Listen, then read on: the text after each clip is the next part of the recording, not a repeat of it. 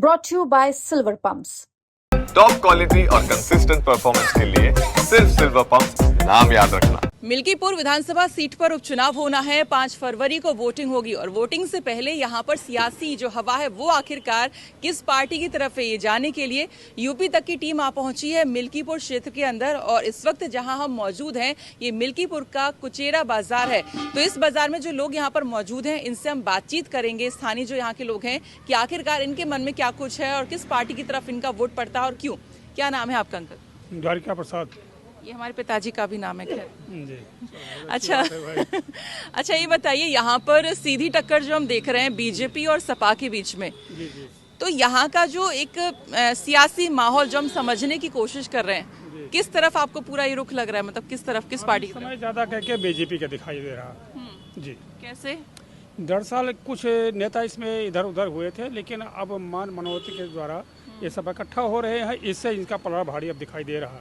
नहीं, बीच में थोड़ा गड़बड़ हो गया था, लेकिन अब काफी सुधार हुआ है। अब माहौल बीजेपी की तरफ ज्यादा दिखाई दे मतलब रहा जो रूठे थे वो मान गए हैं। मान गए। जैसे खब्बू तिवारी थे, गोरखनाथ बाबा थे, त्यागी प्रधान थे, ये इन लोगों टिकट के दावेदार थे। लेकिन ये जब इनका कोई नाम नहीं आया और चंद्रभान का हो गया तो ये लोग थोड़ा रिसिया गए थे कि हम इधर नहीं रहेंगे। लेकिन पार्टी के नेताओं ने इनको मनाया, अब इनके साथ घूमने लगे।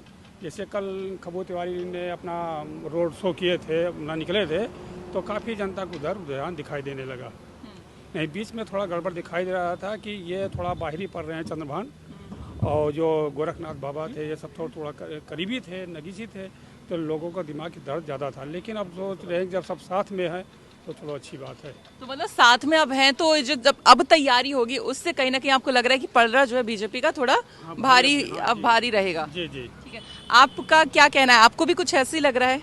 हाँ, पलड़ा भारी रहेगा बीजेपी का, क्योंकि कार्यकर्ता भी इससे घूम रहे हैं, मेहनत कर रहे हैं, वोट मांग रहे हैं, ठीक है, जनता के बीच में आ रहे हैं, ठीक है, तो इससे अब पलड़ा भारी हो सकता है। लेकिन अभी चुनाव की तो टक्कर सीधी ही है, ठीक है, इतना आसान नहीं है बीजेपी के लिए चुनाव जीत लेना, ठीक है। आप भी मानते हैं बीजेपी के लिए चुनाव जीतना आसान नहीं है, कांटे की टक्कर है? नहीं, कांटे की टक्कर तो ही है, लेकिन बीजेपी के साथ ज़्यादा लोग जुड़ रहे हैं। अच्छा। हाँ, लेकिन एक दिक्कत हम लोग को बहुत दिक्कत यहाँ पे जो जानवर छूट हैं इससे हम लोग बहुत परेशान हैं। हम लोग रात में खेत में घूमते रहते हैं, 12 बजे रात के, 2 बजे रात के। हम लोग घर के आदमी, हमारे भी बच्चे हैं, हम लोग परेशान होते हैं। तो इससे हमें निजात दिलाई जाए, बीजेपी % से जीतेगी आपकी। हाँ, ठीक है। तो बीजेपी का पलड़ा भारी। आप लोग बताइए, युवा हैं, आपको क्या लग रहा है यहाँ इस क्षेत्र के लिए बीजेपी बेहतर है या सपा? भारतीय जनता पार्टी। क्या कारण है? विकास के नाम पर? जी। ठीक है। और जो यहाँ पर अजीत प्रसाद हैं, अवधेश के बेटे, उनको क्या कहेंगे उनको लेकर? नहीं, वो तो राजा के बेटे हैं ना, उनको कहाँ जिताया जाएगा?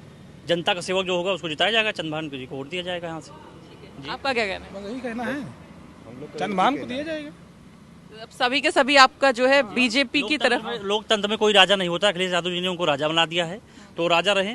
हम लोग सेवक चुनेंगे जो जनता का सेवा करे, हम लोगों के बीच में रहे, सुख दुख में आए जाए, उसी को वोट दिया जाएगा। अरे सपा वाले कह रहे हैं कि वो तो बाहरी है। कौन बाहरी है? चंद्रभानु। हमारे बगल के हैं तो रुदौली के तो हैं। यहाँ पे आके घर बनवा लेंगे, जमीन ले लेंगे, क्या दिक्कत है? एक्टिव है, 5-6 महीने से यहाँ पे मेहनत कर रहे हैं, गांव गांव पहुँचे हैं। अब समाजवादी पार्टी के वो प्रत्याशी उनको कोई पहचानता ही नहीं है। और हमारे चंद्रभान जी हैं, भाजपा से जो टिकट पाए हैं, उनके माता जी, उनकी पत्नी जी, उनके पिताजी, चाचा जी, सब लोग दौड़ रहे हैं, हर जहाँ पहुँचते हैं सुख दुख में। अभी हमारे बगल में कल शादी थी, कल वो आए थे, अजीत प्रसाद जी नहीं दिखाई दिए वहाँ पे। उनको बुलाया गया था, निमंत्रण था। अच्छा, निमंत्रण दिया था? नहीं आए, वो आए थे। अच्छा, तो उन्हें वोट दिया जाएगा। क्या लग रहा है आपको, जिस हिसाब से ये भी यहाँ पर बता रहे हैं कि मतलब इस बार सपा ही, सॉरी बीजेपी ही? हाँ, बीजेपी का पलड़ा अब काफ़ी भारी दिखाई दे रहा है, और इसलिए बीजेपी के पूरा चांस दिखाई दे रहा है। हाँ। नहीं, विकास के नाम पर मतलब बीजेपी को अगर पलड़ा भारी है तो क्या कारण मैं समझना चाह रही हूँ, मतलब क्या है? दरअसल पहले लोगों के दिमाग में ये था कि गोरखनाथ को टिकट नहीं दिया गया, इससे थोड़ा लोगों के अंदर कुछ भावनाएं बदली थी, और खब्बू तिवारी को भी नहीं साथ लिए थे। लेकिन जब इनको लिया गया और ये सब इसमें आ गए, तब इनका पलड़ा भारी हुआ नहीं, बीच में तो कमजोर आपको बैठ ये गए। लगता है कि बीजेपी ने गोरखनाथ को टिकट ना देकर ठीक किया, या मतलब ये कैंडिडेट बेटर है, पासवान या गोरखनाथ, कौन बेटर? भाई देखो, चूंकि एक बार के ये विधायक रह चुके थे और वो अब की पहली बार बनने जा रहे हैं, कहने का मतलब, तो भाई जो इकदार रहता है उसके लोग ज़्यादा लाइक करते हैं। बीजेपी ने रिस्क ली है। हाँ, रिस्क लेकर के ये काम किया गया है। तो लेकिन यह है कि ठीक है, जब इनके साथ और ये सब साथी रहेंगे तब कोई दिक्कत नहीं आएगी। हाँ, नहीं दिक्कत खड़ी हो जाती है। अगर भाई अच्छे अच्छे नेता कट जाते तो क्षेत्रीय का बहुत बड़ा दबाव होता है समाज के ऊपर या क्षेत्र के ऊपर। भाई जो समाज क्षेत्रीय विधायक होते हैं उनका बहुत बड़ा दबाव रहता है। ये नहीं है कि उनके वोटें नहीं है, 10-5 हज़ार वोट उनका अलग ही रहता है। आप क्या कहेंगे, पासवान या गोरखनाथ में से कौन बेटर कैंडिडेट यहाँ के लिए होता? हालांकि अब तो पासवान को टिकट दे दिया है। देखिए, बीजेपी ने जिसको टिकट दिया है, ठीक, अभी जनता कह रही थी कि पासवान जी बाहर के हैं। पासवान जी बाहर के कहाँ हैं? आज भी अवधेश जी हमारे यहाँ बाहर के हैं, वो भी सटी विधानसभा सोहावल से हैं ना। तो कैंडिडेट तो कोई गड़बड़ नहीं है, ठीक है। सरकार जो कैंडिडेट चुन के दिया है वो कैंडिडेट अच्छा है, ऐसा नहीं कोई खराब कैंडिडेट है, ठीक है। काम करने के ऊपर कैंडिडेट अच्छा होता है। जीतेंगे, काम करेंगे जनता के बीच में, फिर अगला आने वाला चुनाव फिर जीतेंगे, ठीक है। ठीक है, जो काम करेगा वही जनता का होगा, जो हमारी जनता के बीच में रहेगा वही चुनाव जीतेगा। भैया यही तो बतावा जाए, सबसे बढ़िया काम क्या कह रहा? सबसे बढ़िया काम किसने करा? काम सरकार ने किया, योगी गवर्नमेंट ने। देखो रोड तो देखो, इधर चौड़ा चौड़ा, ये कुचेरा बाजार है। शहर लगता है कि आ गया बॉम्बे, हम आ गए हैं। बॉम्बे लगता है कुचेरा बाजार, बॉम्बे जैसा है। देखो कितना चौड़ा चौड़ा रोड है, क्या है, कितनी खुली हवा है, हर एक चीज है।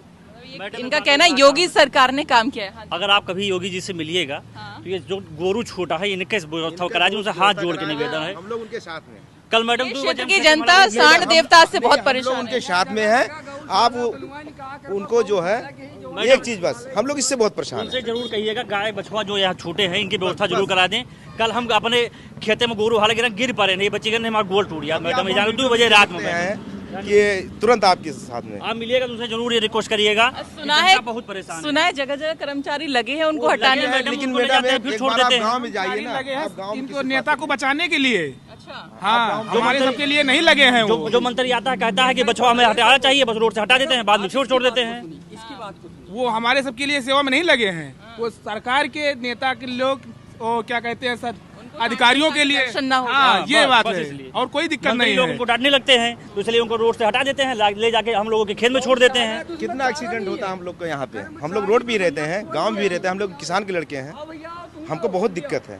सांड से हमें बहुत दिक्कत है। एक चीज योगी जी से निवेदन है कि आप इसको जरूर। यहाँ पे और दिक्कतें क्या कुछ है? सबसे ज्यादा दिक्कत, सबसे घटिया व्यवस्था केवल ही गोरू वाली है, और सारी व्यवस्था हम लोग पूरी। मेरा नाम मोहम्मद हनीफ है, ठीक है ना। हम लोग योगी के साथ में है, लेकिन ये सांड से हम लोग निजात दिलाए, हाथ जोड़ के निवेदन। मिल्कीपुर में पूरी शहर जैसी व्यवस्थाएं हैं, केवल अगर बच्चों को छोड़ दिया, आवारा पशुओं को छोड़ पूरा दिया। शहर है मेरा ये। तो आप सब कौन समाज से हैं? यादव, पंडित, ये मुस्लिम है। आप लोग मौर्य है। अच्छा, तो ब्राह्मण, मौर्य और यहाँ पे मुस्लिम और यादव, पासी। तो देखिए यहाँ पर हमने सर्व समाज से यहाँ पर बातचीत की है, तो यहाँ पर कहीं ना कहीं इन लोगों को लग रहा है कि जो पड़ रहा है वो अब बीजेपी का भारी लग रहा है, क्योंकि जो रूठे हुए यहाँ पे लोकल के जो नेता थे अब उनको मना लिया गया है। तो अब जो है चुनावी प्रचार प्रसार कुछ अलग तरह का होगा, और एंड तक आते आते जो समीकरण है वो यहाँ पर थोड़े से अब बदल सकते हैं। तो अब देखना ये होगा कि 8 फरवरी को जब नतीजे आते हैं तो तब यहाँ की जनता किसके सिर पर ताज यहाँ पर सजाती है। मिल्कीपुर के इस बाजार से यूपी तक के लिए सरिता तिवारी की रिपोर्ट।